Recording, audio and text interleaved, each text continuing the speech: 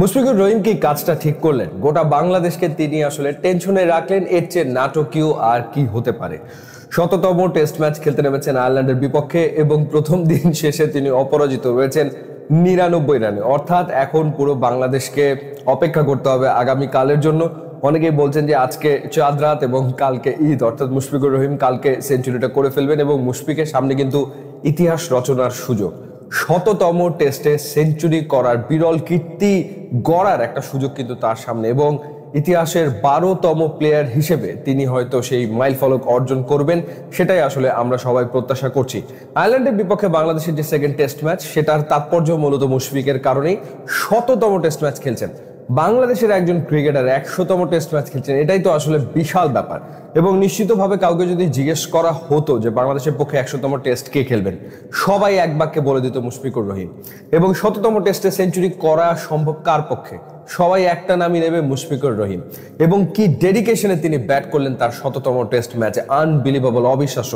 ৩০ ওভারের বেশি তিনি উইকেটে থেকেছেন এবং ১৮৭ বল মোকাবেলা করেছেন, ৯৯ রানে অপরাজিত, ৫টা ৪ তিনি মেরেছেন এবং তার স্ট্রাইক রেট ৫২.৯৪।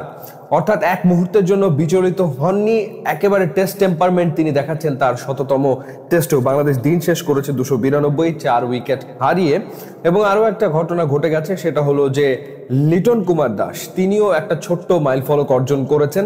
বাংলাদেশি ষষ্ঠ ব্যাটার হিসেবে টেস্ট ক্রিকেটে তিনি ৩০০০ রান পূর্ণ করে ফেলেছেন এবং দিন শেষে তিনিও অপরাজিত রয়েছেন ৪৭ রানে। ৮৬ বলে ৪৭ রান তিনি করেছেন। এর আগে মুমিনুল হক তিনি একটা 50 করেছেন। এর আগের টেস্টেও তিনি দুর্দান্ত ব্যাটিং করেছিলেন সেই ধারাবাহিকতায়। ১২৮ বলে ৬৩ রান তিনি করেছেন এবং দুই ওপেনার মাহমুদুল হাসান জয়, সাদমান ইসলাম, একজন ৩৪ আউট হয়েছেন আর একজন ৩৫ আউট হয়েছেন। তাদের সামনেও সুযোগ ছিল বড় ইনিংস খেলার, বাট তারা সেটা করতে পারেননি।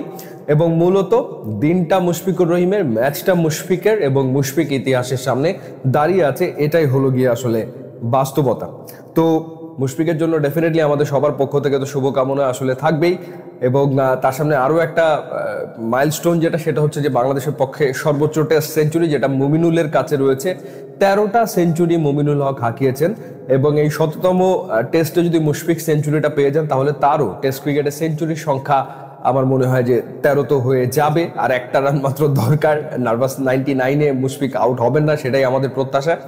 কেন যেন মনে হচ্ছে যে মুশফিক আসলে সেঞ্চুরি করে থামবেন না, মুশফিক আসলে আরো বড় কিছু অর্জন করতে চাইবেন এবং আরো একটা ডাবল সেঞ্চুরির দিকে হয়তোবা তার মনোযোগ থাকবে। সো সেটার জন্য আমাদেরকে অপেক্ষা করতে হচ্ছে এবং দেখা যাক কি ঘটে ঐতিহাসিক এই ম্যাচে।